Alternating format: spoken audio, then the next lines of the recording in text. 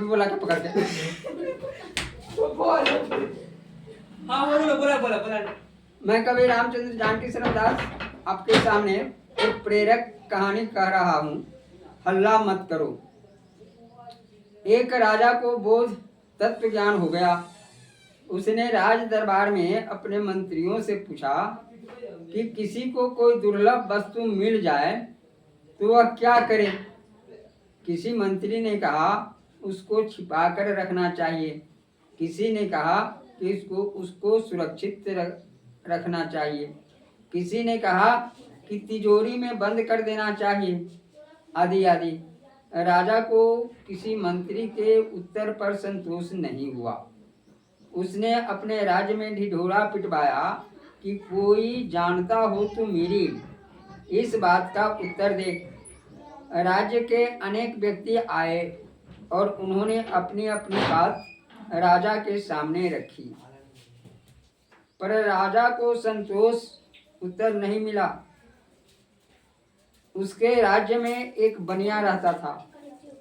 उसको भी बोध हो चुका था। उसने राजपुरुषों के द्वारा राजा को कहलवाया कि किसी को कोई दुर्लभ वस्तु मिल जाए तो वह हल्ला नहीं करे, चुप रहे। राजा ने यह बात सुनी तो उसको बड़ा संतोष हुआ कि बनिया बात ठीक कहता है। राजा ने कहा कि हम खुद उससे मिलने जाएंगे। बनिया के पास समाचार पहुंचा कि अमुक समय राजा आपसे मिलने के लिए पधार रहे हैं। नियत समय पर राजा उस बनिए के घर पहुंचा। साधारण सा घर था। बनिए ने राजा के बैठने के लिए बोरा बिछा दिया। राजा ने बनिए से बातचीत की। फिर राजा ने बनिए से कहा कि तुम कुछ भी मांगो, मैं देने को तैयार हूँ। बनिए ने कहा अब आगे से बिना बुलाए आप आना मत और मिलने के लिए मेरे को बुलाना मत। राजा ने सोचा कि अधिक से अधिक यह राज्य मांग लेगा, इससे अधिक और क्या मांगेगा। पर जब बनिए ने मुख से यह बात सुनी,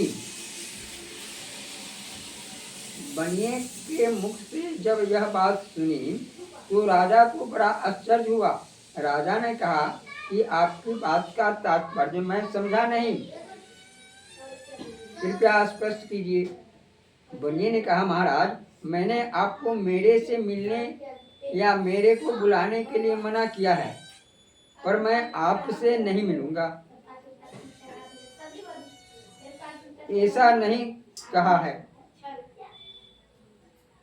आपके लिए मना इसलिए किया कि लोगों में प्रचार हो जाएगा कि इनकी राजा से जान पहचान है, इसलिए लोग मेरे को तंग करेंगे।